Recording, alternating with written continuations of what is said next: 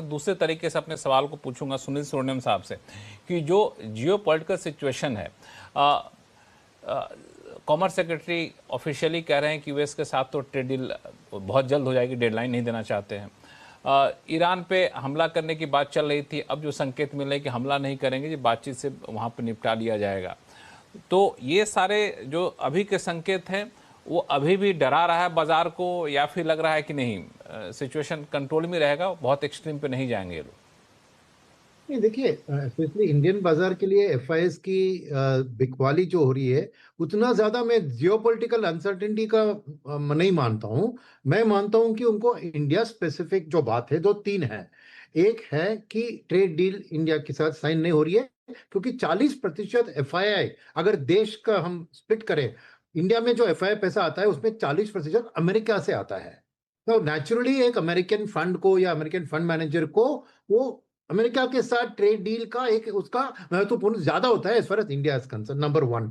Number two factor क्या है कि इंडिया की वैल्यूएशंस, अभी मेरे मित्रों कह रहे थे कि इंडिया की ग्रोथ स्टोरी अच्छी है। तो प्रॉब्लम क्या है कि वो ग्रोथ स्टोरी ऑलरेडी इनके दाम में है। कभी सभी सेक्टर्स के ज्यादातर आउटलुक ग्रोथ स्टोरी का आज वैल्यूएशन में है। तो इंडिया से जो एफआईएस पहले खरीदारी करते थे प्रायर टू सितंबर 2024, वो इस उम्मीद में कि हमारी देश चीन की तरह एक दशक के लिए 10% से ज्यादा जीडीपी में बढ़ेगी आने वाले दिन में। मगर ये ट्रेड डील और ट्रंप रिलेटेड मैटर्स के कारण वो एक 8 to 10% का जो छलान एक्सपेक्ट कर रहे थे वो नहीं हो रहा है। तो वो इसके लिए उनके जो इसमें पी रेशो नहीं, पी ग्रोथ का एक रेशो होता है, पीजी, उस हिसाब से इंडिया को रीजनेबल वैल्यूएशन मानकर वो निवेश कर रहे थे। वो टूट गई है थोड़ी because of the trade deal, because last year हमने सडनली स्लो डाउन किया था। तो वैल्यूएशन से वापस होना, ग्रोथ की वापसी से इंडियन मार्केट में करेक्शन तो नहीं होने वाला है, बिकॉज डीआईएस का सपोर्ट इतना मजबूत है। तो ग्रोथ, अभी जो ग्रोथ पाथ हम आईटी के बारे में बात करें, बाकी क्षेत्र में भी एक ग्रोथ की अपटिक, जीएसटी का जो कट हुआ उसका इंप्लीमेंटेशन होकर ईपीएस ग्रोथ में दिख रहा है, वो एविडेंस उनको चाहिए तभी आएंगे। और तीसरी बात जो आई थिंक गौरव साहब ने कही थी, वो है करेंसी की आउटलुक। यानी करनी, आई थिंक मिस मल्होत्रा साहब ने कही थी कि करेंसी का इस साल जो भयंकर डिप्रिसिएशन हुआ वो एफआईएस ही कारण थे। मगर एफआईएस जिसने पहले इंडिया को रिडीम कर दिया, उनको बहुत लाभ हुआ because they avoided the currency loss. अब यहां से करेंसी की आउटलुक, उनको एक स्टेबल करेंसी का आउटलुक की जरूरत है।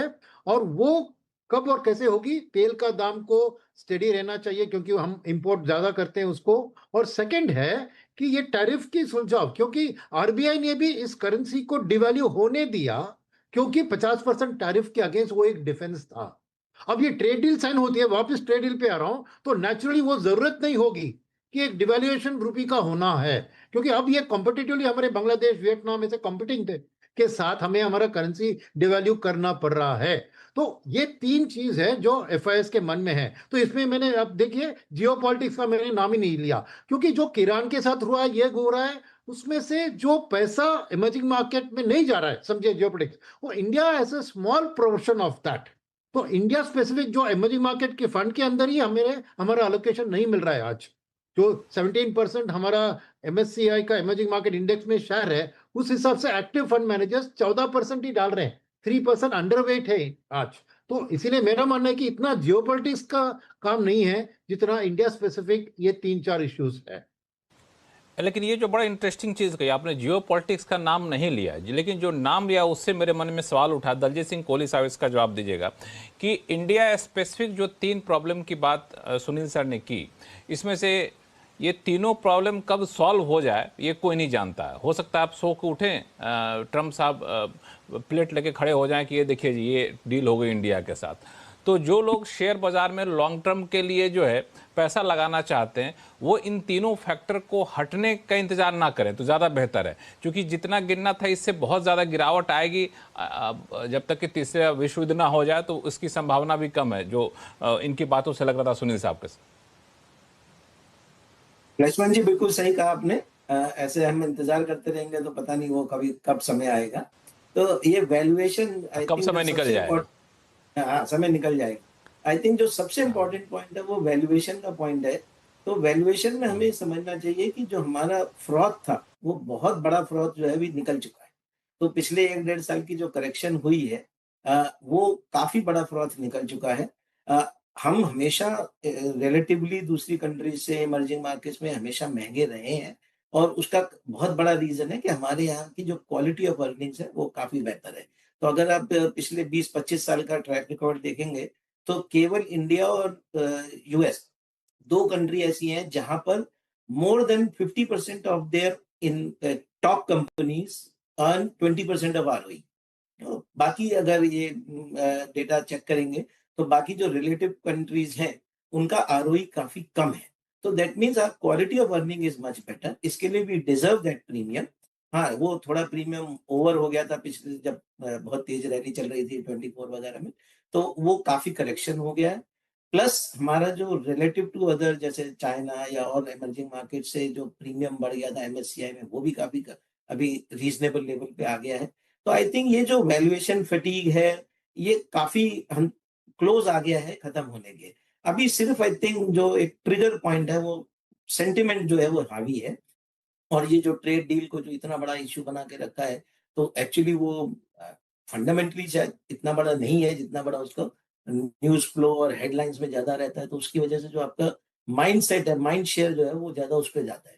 तो वो मुझे लगता है कि किसी भी एक छोटी सी ट्रिगर पॉइंट, एक सेंटिमेंट पॉजिटिव न्यूज से ये सब चेंज हो सकता है।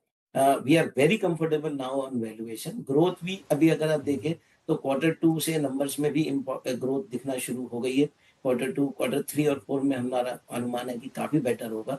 तो ये जो डाउनवर्ड ट्रेजेक्टरी थी ईपीएस डाउन ट्रेंड करने की, वो भी अभी शायद कम हो जाएगी और खत्म भी हो सकती है। मुझे लगता है Q4 तक आते आते हम लोग वापस ईपीएस अपग्रेड करने की शुरू करेंगे। तो things are turning in our favour और ये सब एफआईज इसको नोट करके ही आएंगे। आई थिंक वो जियो पॉलिटिक्स और वो सब हेडलाइन की बातें हैं, but numbers will speak for themselves and वो आएंगे। बट हाँ, उसको टाइम करना बहुत मुश्किल। दरअसल एक बात जो आपने कही ना अरुण, आपने कोहली साहब, बड़ा इंपॉर्टेंट था और ये मैं चाहता हूँ कि इस पर थोड़ी सी चर्चा कर ली जाए। क्योंकि इतना ज़्यादा हवा बना हुआ है कि ट्रेड डील नहीं हो रहा जी, आज नहीं होगा, कल नहीं होगा, अब लगता होगा ही नहीं। अगर ट्रेड डील नहीं होता तो मैक्सिमम कितना नुकसान हम लोग को होगा। क्योंकि जो एक्सपोर्ट यूएस को हो रहा था, ट्रेड डील नहीं होने के ऐलान के बाद से या फिर 50% ड्यूटी लगने के बाद से अचानक से डिप हुआ, फिर धीरे धीरे एक्सपोर्ट बढ़ने लग गया। दूसरे देशों में जो एफटीए होंगे तो हमारा मार्केट, एक दूसरा मार्केट बड़ा यहाँ पे मिल रहा है। तो ट्रेड डील को लेके वाकई क्वांटिफाई करके कितना नुकसानदेह है, ये कितना संभव है अरुण मल्होत्रा साहब? आई थिंक ट्रेड डील एक सेंटीमेंट ज्यादा इम्पैक्ट करती है, नंबर्स कम इम्पैक्ट करती है। बट मेरा ये मानना है कि नंबर्स भी कहीं 20-30 बिप्स जीडीपी पे इम्पैक्ट करेगा। और दूसरी चीज ये है कि कई कई सेक्टर्स में, स्पेशली टेक्सटाइल में अगर आप देखें तो जिनका काफी एक्सपोर्ट ओरिएंटेड, काफी यूएस ओरिएंटेड था, लास्ट ईयर 50-60% बिजनेस डाउन था। और अगर ये डील मार्च अप्रैल तक नहीं हुई तो इस साल का जो फेस्टिव सीजन है, जो थैंक्स गिविंग है, जो ईयरली हॉलिडे सीजन सेल होती है, उसकी बुकिंग्स नॉर्मली मार्च अप्रैल तक हो जाती है, वो भी नहीं होंगी। तो 2 साल अगर वो सेक्टर नहीं होगा तो कहीं ना कहीं एसएमईज हैं जो केटर कर रहे थे इस मार्केट को, उनमें डेफिनेटली फाइनेंशियल इम्पैक्ट होंगे। ओवरऑल अगर आप देखें it's more of sentiment, but कुछ स्पेसिफिक सेक्टर्स में डेफिनेटली इम्पैक्ट होगा। दूसरा मैं एक और पॉइंट कहना चाहता हूं जो हमने अभी पहले जिक्र किया मार्केट का। आई थिंक एक मे बी 12-18 महीने पहले क्या हो रहा था, ग्रोथ नॉर्मल थी, मल्टीपल्स एलिवेटेड थे। अभी क्या हो रहा है, मल्टीपल्स नॉर्मल हो गए हैं, ग्रोथ एलिवेटेड है, ग्रोथ प्रोजेक्शंस। तो मुझे लगता है कि ये क्वार्टर, बट आपको नेक्स्ट क्वार्टर आपको काफी अच्छा दिखेगा इन टर्म्स ऑफ ग्रोथ। और यहां से मार्केट चलनी चाहिए प्रॉब्ली। अभी बजट का नैरेटिव भी आना शुरू हो जाएगा कि बजट से एक्सपेक्टेशंस वर्सेस रियलाइजेशंस। सो मुझे लगता है बजट करते हुए वहां पे भी कहीं ना कहीं मार्केट में मोमेंटम आपको दिखेगा। हालांकि इसमें मैं देख रहा था डेटा अरुण मल्होत्रा साहब कि जैसा कि आपने टेक्सटाइल की बात करी, तो इंडिया जो टोटल टेक्सटाइल का एक्सपोर्ट, टोटल इंडिया का जो एक्सपोर्ट होता है उसमें जो टेक्सटाइल का पार्ट है वो मुश्किल से 5 से 6% है। हाँ, जो सिर्फ टेक्सटाइल की बात करूं तो यूएस की हिस्सेदारी यहाँ पे 28 से 29% दिख रही होती है। अब पूरी तरह से बंद नहीं हो पा रहा, 50% टैरिफ लगने के बाद भी धीरे धीरे फिर से वापस कुछ मार्केट में रिवाइव कर रहा है। तो ये जो टोटल एक्सपोर्ट का 5-6% हमारा है टेक्सटाइल, मान ले आधा भी होता है तो हम दूसरे मार्केट में डाइवर्सिफाई कर सकते हैं, जैसा कि यू है वहाँ कर सकते हैं, डिमांड मोर और लेस सेम क्वालिटी की रहती है। तो पता नहीं इसको हम लोग को अलग से कभी चर्चा करनी होगी कि मान लिया डील नहीं हो तो कितना नुकसान होगा नंबर टर्म्स में, कितना नुकसान होगा पैसे के टर्म में। क्योंकि शुरू में लोगों ने कहा 2% जीडीपी का जाएगा, आधा % जाएगा, लेकिन जीडीपी अपनी रफ्तार से चले ही जा रहा है। तो इस पर कुछ जोड़ना चाहेंगे गौरांग शाह साहब? यही वजह है कि आपने जो बताया कि 7 विकसित देशों के साथ हमारे भारत देश ने या तो बायलैटरल बीटीए या एफटीए साइन किया है। और कहीं ना कहीं मैं तो थोड़ी बहुत नकारात्मक परिस्थिति तो ठीक है, लेकिन ट्रम्प साहब ने हमें जगाया है कि जिस प्रकार से हमारे देश की निर्भरता थी। देखिए, मैं ये नहीं कहता कि आपको अमेरिका से एक्सपोर्ट इंपोर्ट का जो है आयात निर्यात का वहां पर वो नहीं रखना चाहिए या फिर आपको ट्रेड डील नहीं करनी चाहिए। मैं ये कहता हूं कि ट्रेड डील बराबरी की होनी चाहिए और किसी भी प्रकार के दबाव में आकर के नहीं होनी चाहिए। और ये जो जागरूकता आई है सरकार ने 7 देशों के साथ, मतलब ईयू के साथ, मेरे ख्याल से बहुत आगे तक बात बढ़ चुकी है। जल्द तारीख पर मेरे ख्याल से इसकी भी घोषणा हो जाएगी। तो ये अगर रीबैलेंसिंग हो जाता है तो मेरे ख्याल से इतना बड़ा जोखिम जो है वो एकदम से तो कम नहीं होगा, लेकिन थोड़ा बहुत कम होगा, ऐसा मैं मान के चलता हूँ, जो भी परिस्थिति ट्रेड डील अमेरिका और भारत के बीच में। और यही कारण है कि हम यहाँ से थोड़ा बहुत डाइवर्सिफाई कर रहे हैं।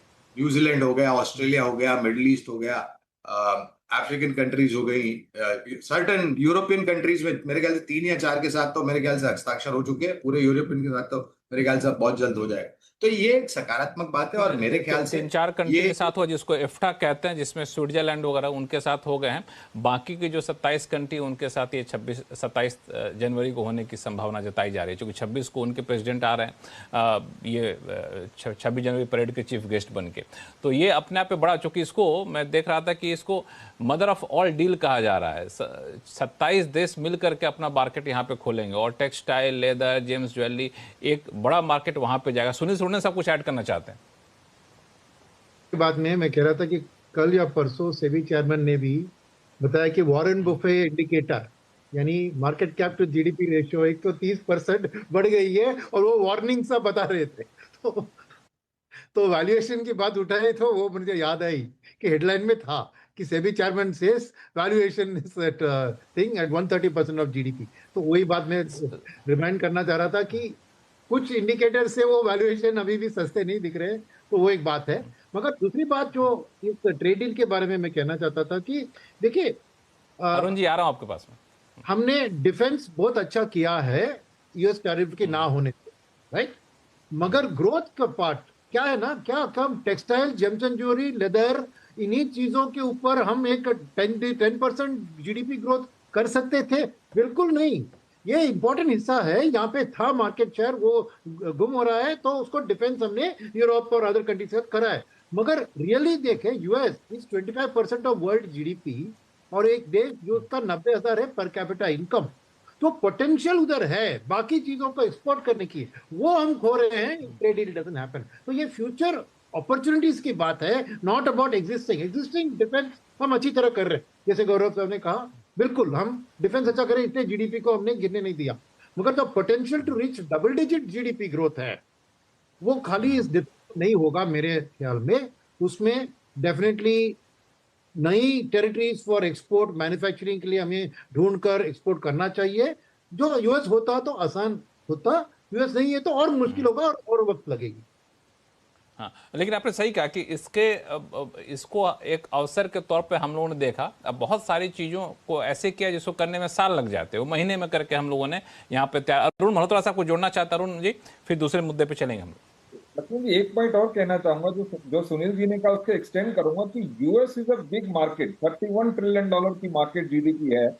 कुछ हमारा एक्सपोर्ट डायरेक्ट होता है, कुछ इनडायरेक्ट भी होता है। अगर हमारा यहाँ पर कोई ऑटो पार्ट हमने जर्मनी भेजा और जर्मनी से वहां कार बन के यूएस गई, तो वो भी हमारा इंपैक्ट होगा।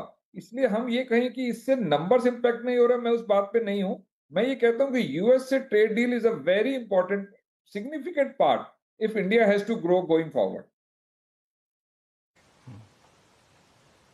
नहीं, इसमें आपने जो कहा बिल्कुल सही कहा। मतलब हम लोगों का ये मकसद नहीं कि यूएस के साथ नहीं भी रहेंगे कारोबारी रिश्ता, तो हमारे काम चलते रहेंगे। दरअसल आपने कहा कि इनडायरेक्ट इन्वेस्टमेंट पे असर पड़ता है, इतना ही नहीं, जब तक रिश्ते बेहतर नहीं होते हैं, ट्रेड डील नहीं होती है, तो हमारे यहाँ जो brown field green field project में यूएस के इन्वेस्टर पैसा लगाना चाहते हैं, कंपनियां पैसा लगाना चाहती हैं, वो सब भी थोड़ा सा डिस्टेंस बना के या फिर कहते हैं वेट एंड वॉच में रहती हैं कि पता नहीं क्या माहौल रहेगा, पैसा लगाएं कि नहीं लगाएं। तो वो सारी चीज़ें प्रभावित हो रही होती हैं। यूएस एक डेफिनेटली बड़ा मार्केट, और सबसे बड़ी चीज़ जो आप शायद बताया नहीं वो है कि हमारे एक्सपोर्टर जब वहाँ भेजते हैं यूएस ना, तो उनका मार्जिन बहुत मिलता है, प्रॉफिट मार्जिन बहुत होता है। क्योंकि मैं कई लोगों से पूछा कि भाई यूएस नहीं भेज दो, आप कहीं और भेज दो, देश में बेच लो, कपड़ा तो बिक ही जाएगा। बोला कि नहीं, हम एक प्रोडक्ट बेचेंगे दूसरे देश में, उस पर जितना मार्जिन होगा उससे कई गुना ज़्यादा मार्जिन हमको यूएस से मिल जाता है। इसीलिए यूएस को लेकर बड़ा उत्साहित रहते हैं एक्सपोर्टर। ये एक मामला है।